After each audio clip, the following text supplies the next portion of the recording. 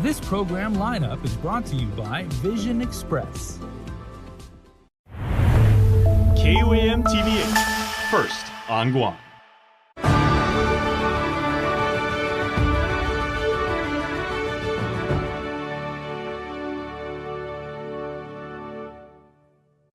KUAM News headlines are presented by Calvo's Insurance, protecting Micronesia for 85 years.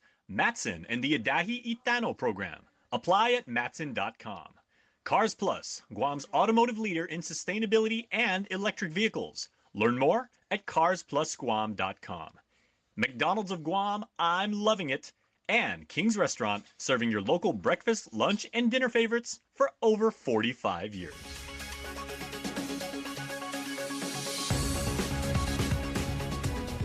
Ahead on KUAM News Primetime. The deadly Tamuning shooting investigation takes a step back after a defendant gets the charges against her tossed. I'm Julian Hernandez with reaction from local authorities.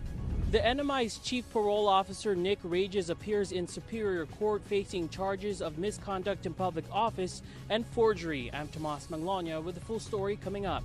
Meet Penny. She may look a little familiar. It's because she's a rescue that firefighters saved from a storm drain recently. I'm Mitsuki Hirayama with her story coming up. Half a day and good evening. Welcome to KUAM News Primetime. I'm Nick Delgado. And I'm Destiny Cruz. Thank you so much for making us a part of your day. It's now been 1 week since the armed robbery that claimed the life of a Dededo mother unfolded outside of a Tamuning restaurant. One man remains in custody, accused in the crime. As we reported on Primetime Tuesday, another defendant has been cleared of the charges for now. Julian Hernandez has the latest of the homicide investigation. Defendant Jenna Rose Manabusin is now a freed woman. She was released from the Department of Corrections prison just after 7 p.m. Tuesday. I think it's just the system working the way it's supposed to, that's all. Defense attorney Richard Dirks on why the court dismissed all charges against his client to include complicity to commit aggravated murder. It didn't provide adequate probable cause for the charges that they lodged against her. Now, it's hard to say whether it was a lack of proof or whether the government just didn't plead it. But either way, what the judge decided was that what was in the supporting affidavit did not support the charges that they were bringing against her. As KUAM first reported, Superior Court Magistrate Judge Jonathan Kwan dismissed the charge without prejudice. I think the real problem was that they didn't show that she was looped into the particular crimes they had charged. So we'll see. It might be that they don't have the evidence to allege against her at this point. It might be that they're choosing to keep things a little close to the chest at this point. So we'll have to see how it develops. Manabusin was arrested alongside Domingo Mendiola, accused in the shooting and robbery at the Thai Healthy Cuisine restaurant on Valentine's Day. The shooting took the life of Dededo mom Sumitra Lairopi. Mendiola, who faces aggravated murder charges, remains held on $500,000 cash bail. Prosecutors allege the motive for the robbery was for Mendiola to get money to clear his drug debt. Investigators have yet to arrest the second man suspected in the killing. When asked for comment to the dismissal against Manabusin, Guam Police Department spokesperson Officer Berlin Sevilla states, GPD's role in this case, any case, is to investigate. After determining probable cause exists, an arrest is effectuated. All cases with arrests made are forwarded to the AG's office for their information and disposition. The Attorney General's office has not returned our requests for comment. For now, Manabusin is cleared of the allegations. If that person is released and is innocent, then okay. But if that person is released and it is he or she is the one, then let justice prevail somehow. Meantime, the Tamuning restaurant remains closed. Neighboring shops also remain on high alert.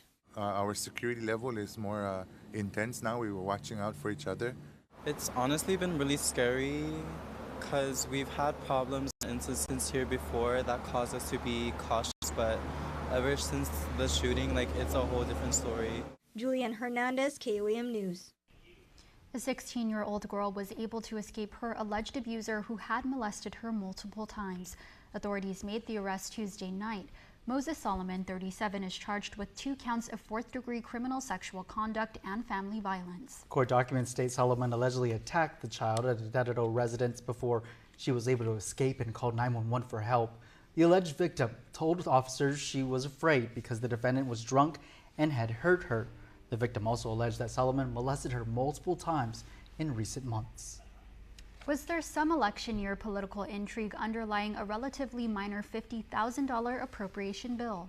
That seemed to be the case during this morning's legislative session on Speaker Theresa Lahi's measure to pay for an island-wide veterans convention. Nestor Lecanto reports. A bill to spend $50,000 on a convention for Guam's large veterans community would appear to be a political year's slam dunk. And as you know, colleagues, I very rarely introduce these kinds of bills to appropriate funding to nonprofit organizations, but this was a convention that was very needed. They're trying to really reach out to all of the veterans on Guam. This was supposed to be an island-wide convention. A public hearing on the bill was held on February 5th, but apparently nobody told the event organizers or the legislature that the administration had sent the money a week earlier using Federal American Rescue Plan funds. Because both the Veterans Affairs Director and the Governor's Liaison Officer for Veterans Affairs were not made aware of the transfer, nor was Mr. Nick Francisco, who was there to advocate for the bill, nor were we, who have been trying to push this since May. Jason Baza, a Budget Bureau supervisor, told Senator Chris Duenas the use of ARP funding is allowed under the revenue loss category for operations. I do know that funding was transferred in from ARP for these conventions, and that was a call of management. I mean, I'm going to vote for this bill. My point is that are we going through an exercise right now that is unnecessary given the fact that these entities have been given the money in order to be able to fund what the bill is calling for? And Senator Joanne Brown asked, is it a case of who does or doesn't get the credit? I don't get it. Mr. Chair, it kind of makes me wonder the agenda. I don't know if the governor felt a need to usurp this issue and take credit for it. I wish he would be as expeditious with spending ARP funds on other critical things like the hospital. The Island-wide Veterans Convention is slated for April. Nestor Lecanto, KUAM News. The bill was passed on the voting file. Senators will reconvene tomorrow to continue in the Committee of the Whole.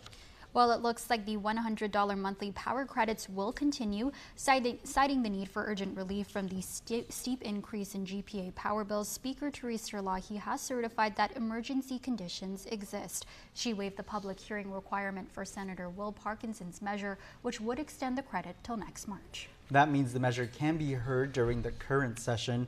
The subsidies began in July of 2022 through a program by the governor. It's been extended continuously since then through legislation introduced by the Speaker. The NMI's Chief Parole Officer, meanwhile, Nick Regis, appearing in Superior Court on Saipan today as he faces charges of misconduct in public office and forgery. Regional correspondent Tomas Menglonia was in the courtroom and files this report. Jury trial for NMI Chief Parole Officer Nick Regis is set for April 22nd. Regis appeared in local court Wednesday morning facing accusations of misconduct in public office and forgery. The trial date for this matter, so this case is the case where Mr. Regis is charged himself with it's the forgery charge for himself. The other case is a conspiracy case in a different matter. In court, Regis asserted his right to a speedy trial. Mr. Torres, any comment on behalf of your client? I'm just glad the court has set this for trial, and it's a jury trial, so thank you. Mr. Regis, any message to the community? No. Do you deny any wrongdoing? No. Regis declined to comment. After the hearing, Kingman, who is also prosecuting the case against former Governor Ralph Torres, compared the pace of Regis's case to the former governor's case, which started in 2022. I think it's important to know that trials can move forward in this jurisdiction, and it's interesting to see counsel's assertion that there's no problem with an information and appeal summons in this case, even though apparently there is one in the other. I'd say find time to go forward quickly, but asking for other kinds of relief in other cases. It's pretty telling. Tomas Maglonia, KUAM News, Saipan. Well, more on the kitten rescue that got quite the attention among many of you in the community. As we reported, firefighters responded to the call near Ocapelas, Tamuning, of a kitten trapped in a storm drain. Now that baby feline is with a Naval Hospital nurse, Stephanie Hauser. Mitsuki Hirayama has more on how the rescue went down and how the kitten is doing now. Meet Penny. In light of finding her in a sewer drain, Pennywise came to mind, and she's a little girl, so her name is Penny. The 4-week-old kitten is currently staying with a Gotnya resident, Stephanie Hauser, after firefighters rescued her from a storm drain in Tamuning over the weekend. It all started with the community coming together on social media for the rescue. Somebody had posted on the Rough Pack, which we all kind of look at, that they had heard a kitten in a storm drain over by the Payless. Hauser serves in the U.S. Navy. By day, she's a nurse saving lives in the emergency room at the Naval Hospital. On the side, she's rescuing felines like Penny, so she couldn't ignore the call for help. I literally cannot help myself. My husband says I need to get a less expensive hobby. Every time there's a kitten that needs something, I will try if I can. She tried to lure Penny out by playing mommy cat sounds. And the kitten immediately came out thinking mom was calling, and you could see her trapped down there. But the kitten was stuck and needed help from the Guam Fire Department.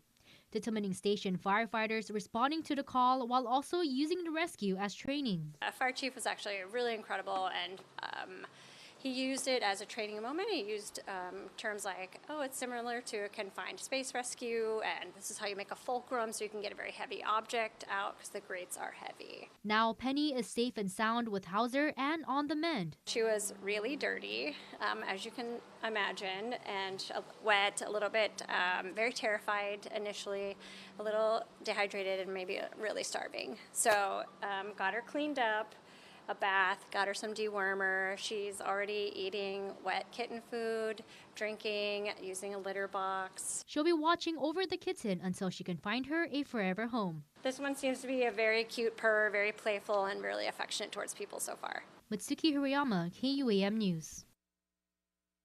Good to see she's doing well. Yeah.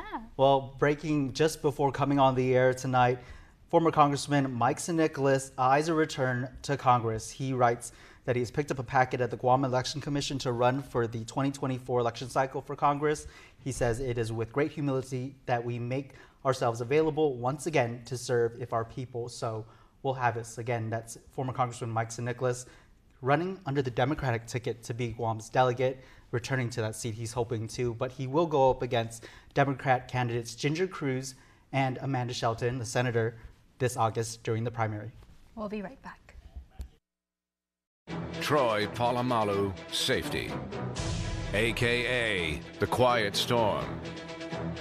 Troy's seen more out of the corners of his cold steel eyes than most mortal men have seen straight on. The last thing an offense would witness? A fury of flowing mane, incoming at high speed. Hey! Cat-like quickness and supernatural instincts like Troy's only come once in a lifetime. And oh, how grateful we are that they came in ours. No one made the beloved burg of Pittsburgh feel quite as safe as this safety. The Hyundai Tucson with advanced safety and tech, because even safeties could use a little more safety themselves.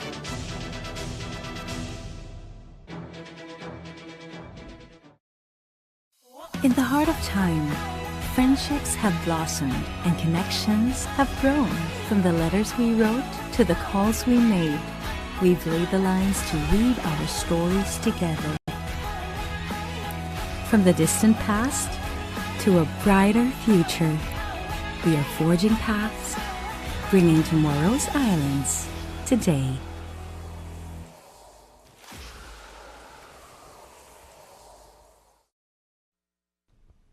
Welcome back to Primetime. One of two Guam Department of Education schools remediating lead contamination in their water is now clear. A follow-up inspection by the Guam Environmental Protection Agency showing samples taken from 1M Guerrero Elementary School as safe levels after sink renovations. Guam EPA Administrator Michelle Lastimosa making the announcement during a recent Board of Directors meeting. As KUAM reported, Juan M. Guerrero and Machinano Elementary School had their faucets shut off in the beginning of the school year after unsafe levels of lead was found in 2 cafeteria sinks. A Water, Environment and Research Institute analysis showed they exceeded the U.S. Environmental Protection Agency's action level. As a result, Guam EPA shut down the 2 faucets while both schools took action to reduce the risk of lead exposure. Meantime, EPA is waiting for Machinano Elementary's inspection results and their faucet remains tapped off. 2 schools in Hagat were placed on a brief lockdown after authorities received a report of a man walking around the village with what appeared to be a gun. It was called in at 7:53 a.m. this morning. Officers responding and locating that man. He was found holding a pellet gun. The brief scare forced staff to secure students indoors at Ocean View Middle School and Mount Carmel School. The lockdown was only a precaution. No threats were made towards either campus. Another high school option for the island's youth to attend is in the works. KUAM speaking to the minds behind the Business and Technology Academy Charter School. Imagine graduating with certification from the Federal Aviation Administration or having the skills to become an entrepreneur. That's the goal of a new high school on the horizon called Business and Technology Academy Charter School. Czar Atalig, the board's chairman, and Dr. Juan Flores, the board's secretary, observing a need to prepare island students for post-secondary education and the workforce in their respective fields of aviation and education. At one point in time, to be a pilot, you would have to go to the mainland, spend maybe $100,000 to get that education. We could do that here. And when we start our kids early, it could be a cost savings of $50,000. So that makes it realistic for them to be a pilot, or makes it realistic for them to be an aircraft mechanic. My background as a high school teacher has led me to believe, yes, the students are capable of starting their career development at the high school level, and to look at the way in which the development at the high school level can address our workforce development needs on the island. Part of that development will look like courses at BTACS, including Introduction to Micro and Macro Economics, Marketing, and Business Sector seminars, in addition to practical experiences. There will be work-based learning, internships, and possible youth apprenticeships, which are just starting on Guam right now, so that those students are learning or realizing that learning is not just taking place in a classroom setting. Students will also have a chance to gain credits at the Guam Community College and the University of Guam. Meantime, buildings behind SIFA Academy Charter School are being eyed for the campus location as the board awaits approval from the Guam Academy Charter School Council on its petition to establish. From there, the matter will go before the legislature to include in the fiscal budget.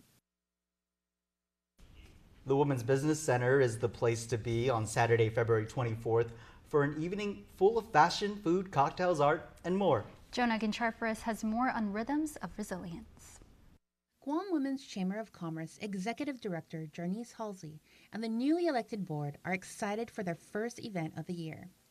Halsey says the idea for the fashion show came through a conversation with a friend. We pitched the idea to the board, and because it's a new board and we want to do some refreshing and some exciting things, we decided to just go with the fashion show. And with February being Black History Month, Halsey reached out to the African Diaspora Culture Committee for assistance. She says planning it has been an incredible process for everyone involved. As for what people can expect, it's more than a fashion show, it's an experience. So we have music, we have a little bit of dancing, some vendors, we have amazing vendors that came out. We have a silent auction and an art gallery for people to look at, purchase. It's just a whole experience. And we have, of course, we have poo-poos and we have drinks and all that great stuff.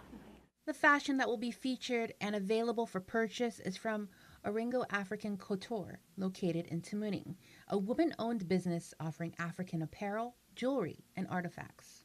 Black History Month is about rhythm and resilience, and us as women in business, resiliency is something powerful. So we wanted to make sure we highlight her because she's also a member of the chamber, the women's chamber as well. So we wanted to highlight her to make sure that people know that she is in the community. Drake Wilson, who is one of the models, is also a member of the ADCC. He says practice for the show has been fun. Everybody just kind of get into the vibe of things, just kind of, you know, even showing their support in that way. It's just been fun. Like, the vibe is going to be, I'm extremely excited to see what it's going to be like on the 24th. Like, I'm all for it. Rhythms of Resilience takes place on Saturday, February 24th from 6:30 p.m. to 9:30 p.m. at the Women's Business Center. Tickets are just $35 and can be purchased by going to GuamWomen'sChamber.com and click Events. We hope to see you there. Jonah Gunn-Charfras, KUAM News. Well, the season of love is still beating strong, and tonight KUAM features another couple sharing their story of how they've been able to make their love stand the test of time. KUAM presents Errors of Love. Here's the love story of Jim and Doris Brooks. Presented by Heaven Sent. Special thanks to the Westin Resort Guam and the Potters Studio. I'm Jim Brooks. My wife, Doris Flores Brooks. We've been together 41 years. It's a second marriage for us, so 41 years in a second marriage.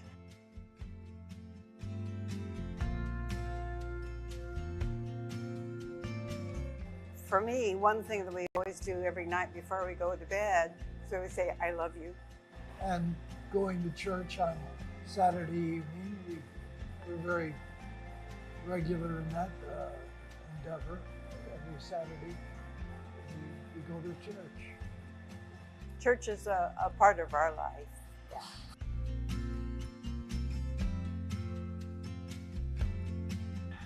I remember when I met my wife, it was because I almost ran her over in front of the post office in Agania. And I just missed her, and then I called a friend's office, and just by circumstances I'll never understand, she was there, and I got to talk to her. We made a date, and the next thing I knew, we were at a Calvo fundraiser. Our first dates were political fundraisers. My husband was active in the Paul Calvo campaign. But to say a memorable one, you know, with 41 years, so many of them have been good. I'm not sure if there's one that really stands out. I think we always enjoy each other's company and our new adventures that we do. Yeah, like taking cruises, things like that. We have a good time traveling.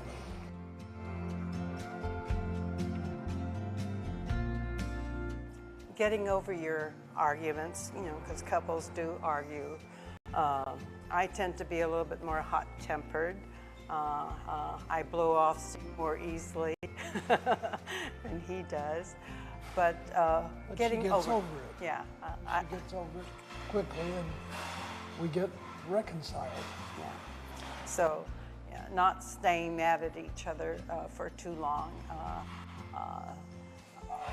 is a quality that you have to have, you know, because, you know, marriage does have its ups and its downs, and fortunately in our later years, it's more ups than downs.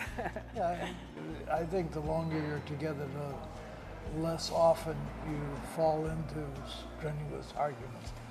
Early on, we had some really hot issues between us, but as time passed, things got better.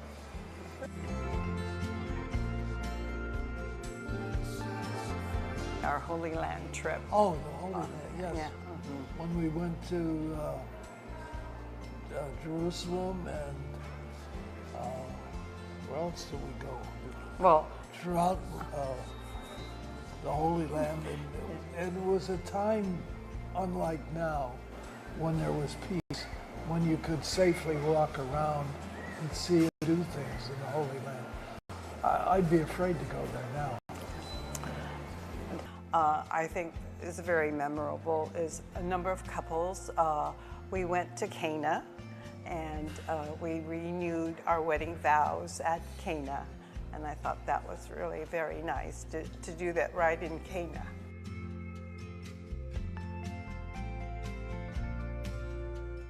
he has a very dry sense of humor, and when he does tell me, when I get it, boy, I go into a rip-roaring laugh, which is fun. And sometimes you don't get it. Yes, that's true too. But all in all, 41 years, it's been a good time together, and we've enjoyed each other's company, and as time goes on, you become more and more attached to each other, and that has been very important for both of us, I think. Presented by Heaven Sent. Special thanks to the Westin Resort Guam and the Potter's Studio. Now for a look at your world at home. Here's a view captured from the Hoggett Bridge. The western gateway to the south.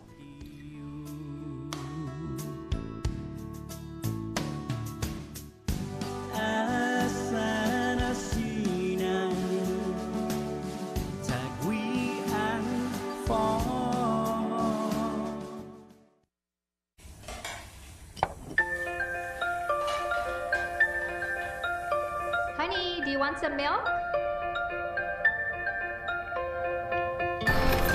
Do you ever wonder how your favorite products make their way into your local stores? Most arrive on state-of-the-art Matson vessels that transport containers of food, household items, equipment, and supplies into the islands every week. Because we know that you depend on us, we work closely with our partners to ensure that our shipments arrive on time, all the time, so you can find your favorite products when you need them. We transport the region's most precious cargo that supports successful businesses and promotes a better quality of life for our families. Matson is proud to have been the hometown shipping carrier for Guam, the CNMI, and Micronesia for the past 25 years, and you can count on us to be here for generations to come. Oh yeah, hot honey pizza and wings from Pizza What? Pizza What? Pizza What? Hot honey pizza and wings. It's the first new flavor to make you say pizza what?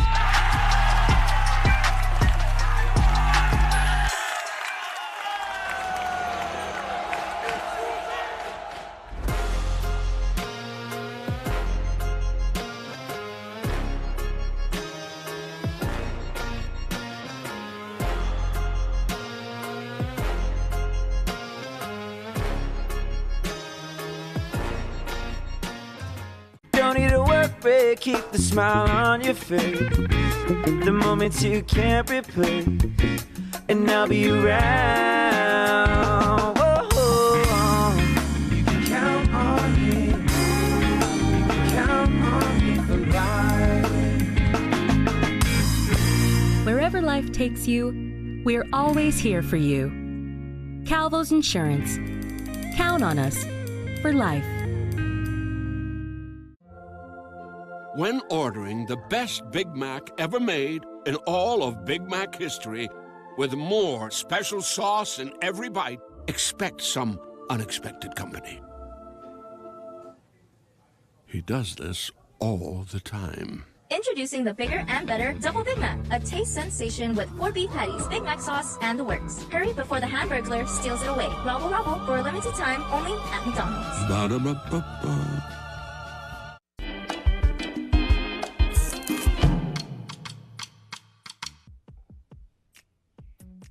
The Ahmadiyya Muslim community on Guam is holding an exhibition on Islam this weekend, and it's happening at the Gentle Care Dental Building. Please make sure to attend. It's from 2 to 6 p.m.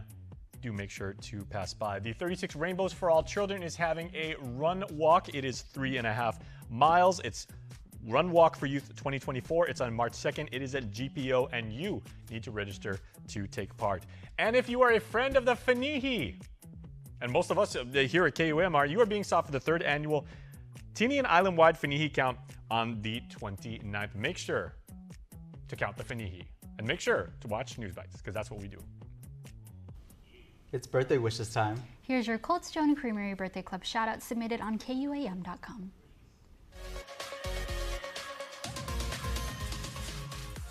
Happy Wednesday birthday on this February 21st to Tim Garcia, who celebrates the big 4-0 today. And Tim, your loving family and friends, and they're the ones who said you're turning 40 today, so that's awesome. And everybody near and far who loves you very much is hoping you have an absolutely wonderful birthday. And a belated birthday shout out going to Pony Girl, who celebrates birthday number 5, from your daddy and all your ohanas. We love you so much. And the heart emoji and the birthday cake emoji. That's your primetime show. Thanks for watching. I'm Nick Delgado. And I'm Destiny Cruz. Have a good evening.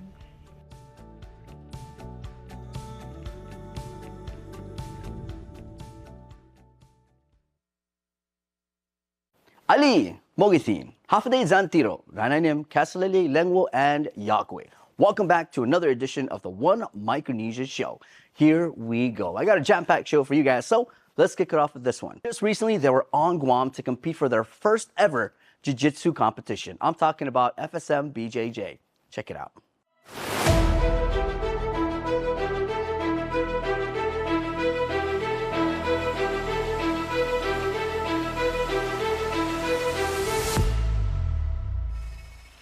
Recently, the FSM Brazilian Jiu-Jitsu Federation competed in their first outing at the 2024 Copa de Marianas that was held at the UOG Calvo Fieldhouse. Coming along for the incredible experience was a team of 10 and 2 coaches. President of FSM BJJ, Christopher Alfonso, who is also a brown belt, explains how his journey in Jiu-Jitsu began. Didn't really do that many sports. I did a few. Like when I was in high school in Guam, I did paddling for like two or 3 years. But it wasn't until like my sophomore year of college that I actually started training. And, you know, prior to training, while out there in Philadelphia, I attended school in Philly, and I wasn't the best student. I actually did everything except go to classes. It was my first time in the mainland. I just wanted to see and do everything aside from going to classes, basically. So I actually got dismissed from my university twice because of it. Alfonso said he sought guidance from a cousin who was in New York at the time, and he suggested that he get involved in Jiu-Jitsu. I started off training in 2016 as a New Year's resolution. And it just made me want to improve both on the mats and off the mats. So the things you learn, like discipline, hard work, and perseverance, and all the other values that come with training, it carried over to my studies. And because of that, I was able to get reinstated into my university, and I was able to graduate. And I was also on the dean's list at one point. He said jiu-jitsu did a lot of good things for him when he was in a really bad place. But when he graduated from college in 2019 and moved back to Pohnpei to work, he was bummed that there was no jiu-jitsu training facility in the country. It was difficult getting a routine going because myself, I do travel quite a bit for work. I'd always pack a gi or rash guard wherever I would be sent off to for work, whether that's the Philippines, Japan, there in Guam, and just drop in wherever I can for training just to keep up with the practice. And then when I would come back on island, I'd hit up my cousin and say, hey, like, I'm on island now, let's get some training in. But then he would be the one that's off island for work. So it was difficult to get a steady schedule going until the lockdown happened. If you can recall, FSM had the longest lockdown during the pandemic, and in that time, they were unable to travel. Alfonso and his cousin helped launch a tiny club where they offered jiu-jitsu training. Basically, the only two Brazilian jiu-jitsu practitioners in the country, we knew that we needed to develop our own training partners aside from each other. And I knew all the good that it did for me, all the positive impact it had for me, and I'm just hoping that it does the same for our students here as well. Fast forward, what started as a tiny club has grown to a dozen or more of dedicated and passionate jiu-jitsu practitioners. We started off with just 2 students, a younger cousin of ours and his friend. And from those 2, they through just by word of mouth alone, they asked more friends to come in. So we ended up with like 12 of them total. Wow. And just from there, like, it was something they've never done before. It was something new, and they just all stuck with it just because of how much fun they were having. And eventually, like, we would open up to more and more beginners batches. A lot of it being funded by donations and generosity of businesses and individuals, but it is through this generosity that Alfonso says they were able to expand to a 30-foot by 30-foot mat. When we have like everyone training at the same time, we can have up to 30 people on the mat at the same time. Wow. So it just gradually and organically grew over time. And it's always been like a cool thing to just play dream a little bit, like kind of daydream that like, oh, it'd be cool if we actually got a team out there to Guam to compete, because that's the nearest thing to us in regards to competitions and tournaments. And although the students may have had some nerves stepping onto the competition mats at Copa de Marianas, they shook it off and gave it their all. So total medals we got 13 medals total. We got 3 gold medals, 6 silvers, and 4 bronze medals. It was nice being able to like interact with the different coaches and the other competitors at the tournament. Like, I remember that morning that we were chatting with another team's a parent from another team. His child was competing in the tournament that day, and he saw our shirts and he was like, "Oh wow, like, are you guys a new team?" And we're like, "Oh yeah, we're from the FSM." He's like, "Oh wow, like, it's your first time coming out here for the Copa de Marianas?" I was like, "Oh yeah, it's our first time ever." Depending on who we talk to, some of them would see us and be like, "Oh, new team, like these guys are kind of like the underdogs in a way." But afterwards, at the end of the tournament, once we started racking up the medals that we collected, people were coming up to us afterwards and being like, "Wow, your team did really good for its first team outing." Now, with their first team outing under their belt, the students go back to training and prepare for that next competition as FSM Brazilian Jiu-Jitsu. Biba, amazing job, guys. Keep it up.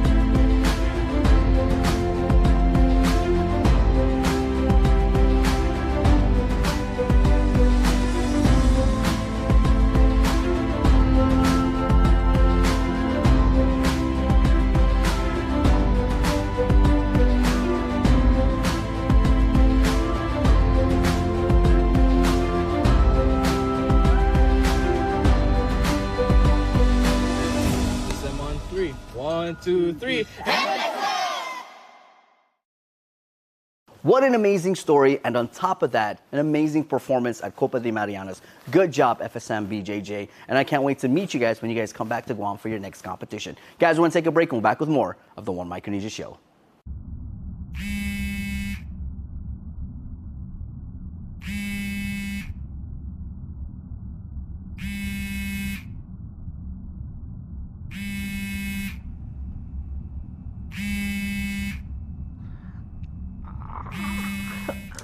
Hi, Mom. Time for an upgrade? Trade into Guam's most reliable network and get an extra $300 off the latest phones on any unlimited plan. GTA, we start with you. Guam's auto appearance specialist, Elegant Reflections, has been providing the automotive industry with professional detailing and car care products at its highest quality, from complete detailing, full interior detailing, exterior detailing, headlamp restoration, hand washing, seat and carpet shampoo, engine degreasing, undercarriage cleaning, paint sealant, fabric protection, paint oxidation removal, and so much more. Visit us at our new location. Call 646-5555 for an appointment. Elegant Reflections, Guam's auto appearance specialist. Over 20 years of experience. One Micronesia Show, and we're back.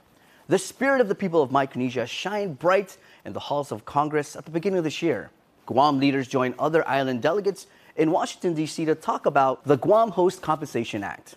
The message? Guam needs support to continue their help to KUAM migrants who call Guam their home. I begin my testimony by painting a picture of a KUAM migrant's journey into my beautiful island home.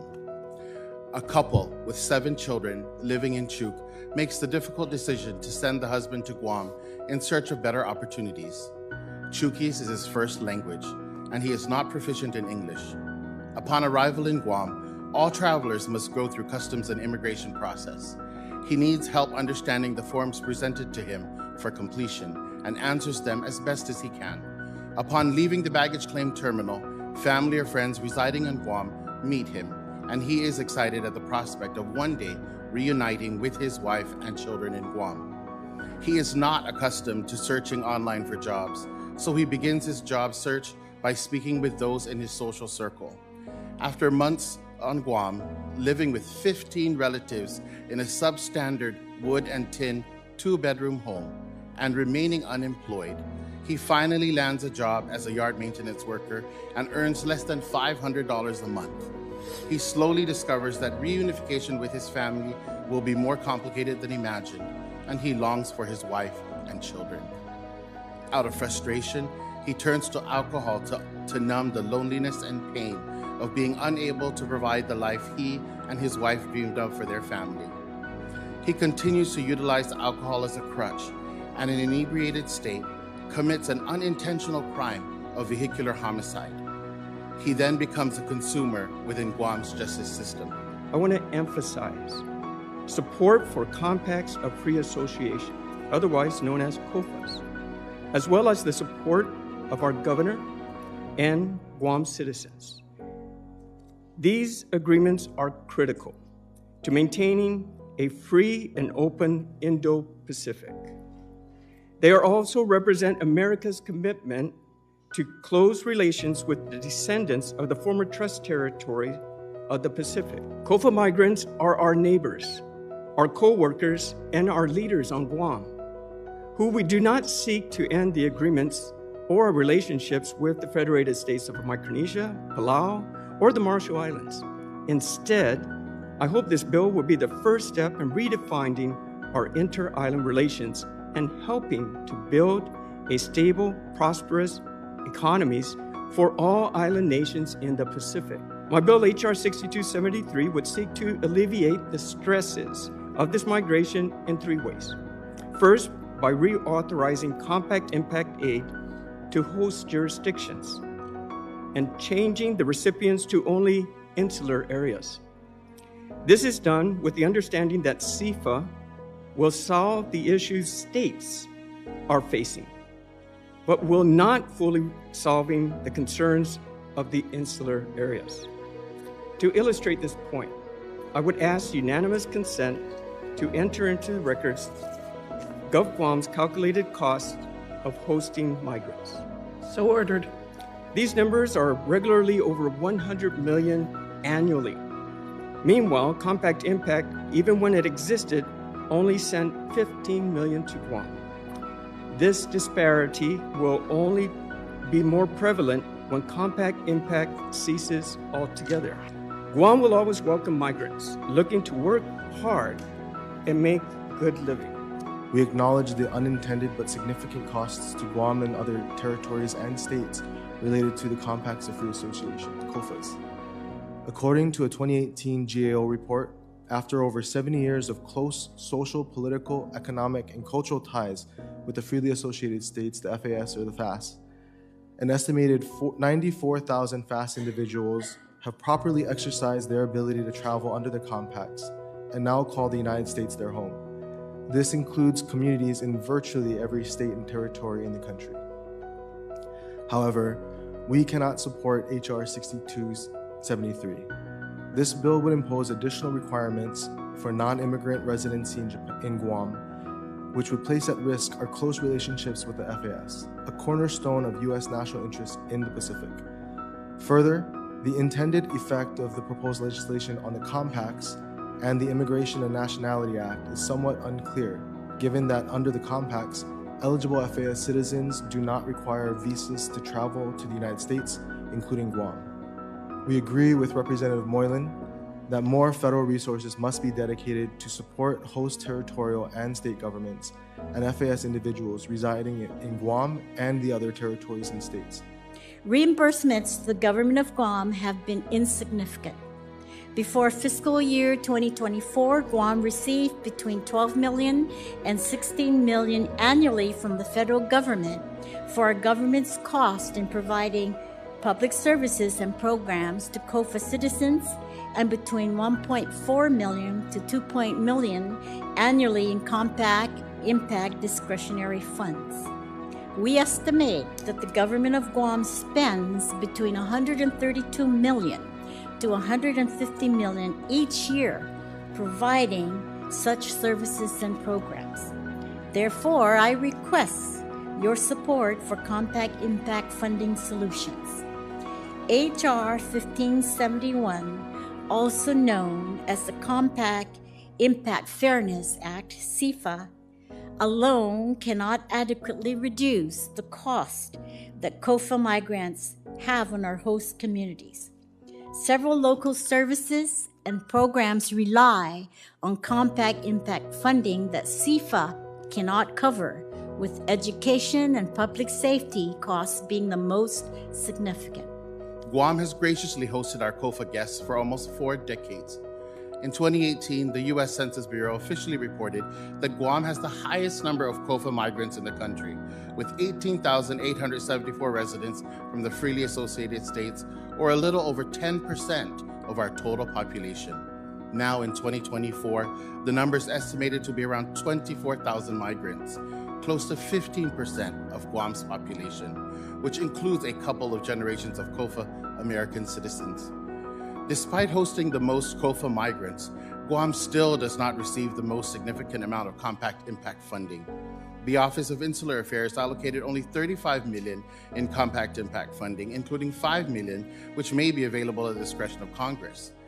Guam's costs alone for educating, providing health care, as well as enforcing the law and keeping COFA migrants safe is at least $30 million annually. Guam Delegate Moylan invited the Biden administration rep to Guam as he plans to host a town hall meeting this year, making a further push for the funding. For more on that meeting, you can go check out KUAM.com. Guys, we're going to take a break and we're back with more of the One Micronesia Show. For the first time in 30 years, Coors Light has an ad in the big game. Actually, this is a Miller Lite commercial. Mountain Cold Refreshment. It's Miller time.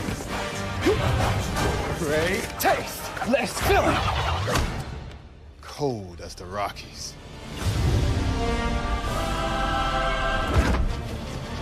Coors commercial. Miller commercial. Actually, it's a Blue Moon commercial. Guam is truly a majestic place with its sheer natural beauty, wealth of beaches, and culturally rich landscape. Unfortunately, Guam has a real problem with unwanted invasive species. Help us in preventing their introduction and spread. The coconut rhinoceros beetle, the little fire ant, the African snail, Siam weed. These are just a few of the numerous invasives on Guam. Follow proper custom procedures when bringing plants and animals into Guam. Help protect Guam. Tell your family and friends about invasive species. To report invasive species, call 475-PEST. And we are back. On January 20th, all eyes were on the Marshall Islands as a rogue wave hit Roy Namor. We're going to find out how the recovery went, but first, KUAM's Nick Delgado gives you a look at that devastating wave. The door closed, keep the door closed. Whoa! Where's Viv? Whoa! What? Where's Viv? Where's Viv? Where's, you good? You good? Oh my God. Eric Hansen captured the moment one of several huge waves battered down on the island of Roy Namor. The area is in the northern part of Kwajalein Atoll in the Republic of Marshall Islands. Come again! Come again! The terrifying scene unfolding Saturday night on the U.S. Army Garrison Base, where the military says they support the U.S. Space and Missile Defense Command's Ronald Reagan Ballistic Missile Defense Test Site. By Sunday morning, the military sent an air crew to conduct damage assessments from above. The aftermath showing how the water inundation washed over the northwest side of the island, flooding at least a third of it. Garrison Commander Drew Morgan took to social media to discuss the challenging days that followed the island being hit by the massive waves. They caused extensive damage there that we're still assessing, but luckily there were only a few minor injuries. A total of 80 of the 120 people who call the island home had to be evacuated, the others staying behind to assess the damage and restore basic services like utilities. I have been so impressed with Team Quadra's response and the outpouring of generous community support. This is going to go down in Quadra's history books as one of its most challenging times ever in its 80-year history. We will get through this. By Tuesday, the military reported flooding from the waves damaged much of the unaccompanied personnel housing, the dining facility, a bar and grill, the chapel, and theater were moderately to severely damaged, and the automotive complex remained underwater. Officials now doing whatever possible to recover and care for those impacted. Operation Roy recovery in full effect, but expected to take months to complete. Since then, the recovery of the islands. The military has conducted site surveys, and it's all hands to get the island back on its feet. And we're going to do everything that we can to support you through this. I can't overemphasize that how important you guys are to the entire Team Quad community, and then how much that community 50 miles south here loves you and embraces you and is going to support you.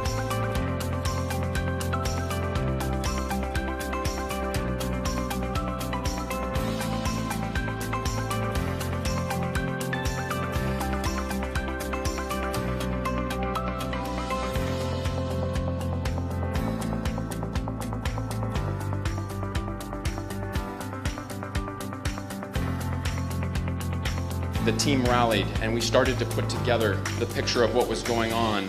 And it was one of the scariest experiences that I have ever had as a leader.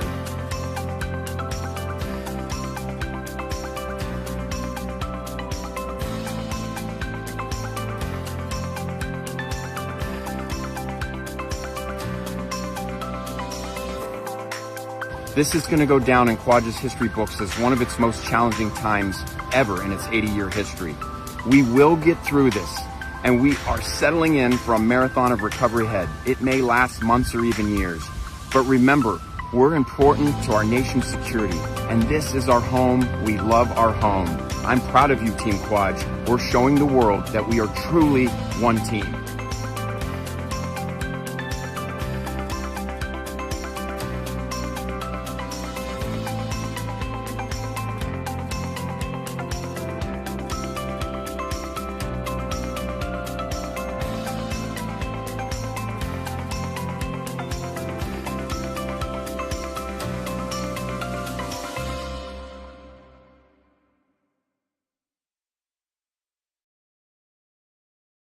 We are sending our best to all those who were affected by the wave in the Marshall Islands, most especially in Roy Namor, and big ups to the speedy recovery. We're going to take a break and we'll be back with more of the One Micronesia Show.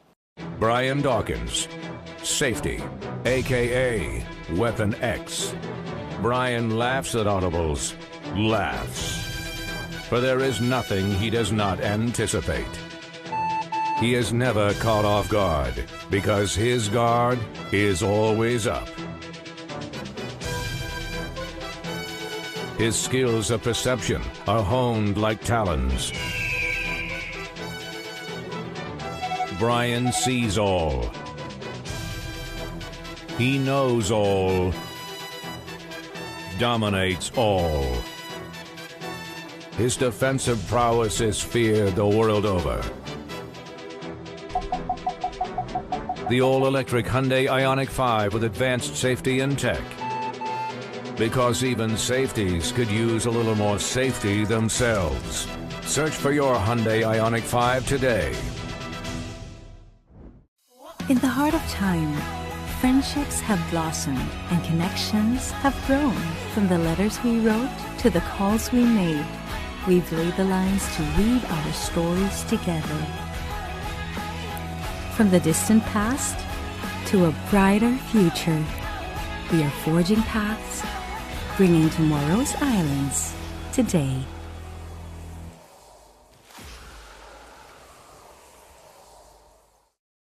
And we're back for the last and final part of the show. It's now time for the One Mic Jam Sesh, and this one, we go back to the Marshall Islands for this amazing performance.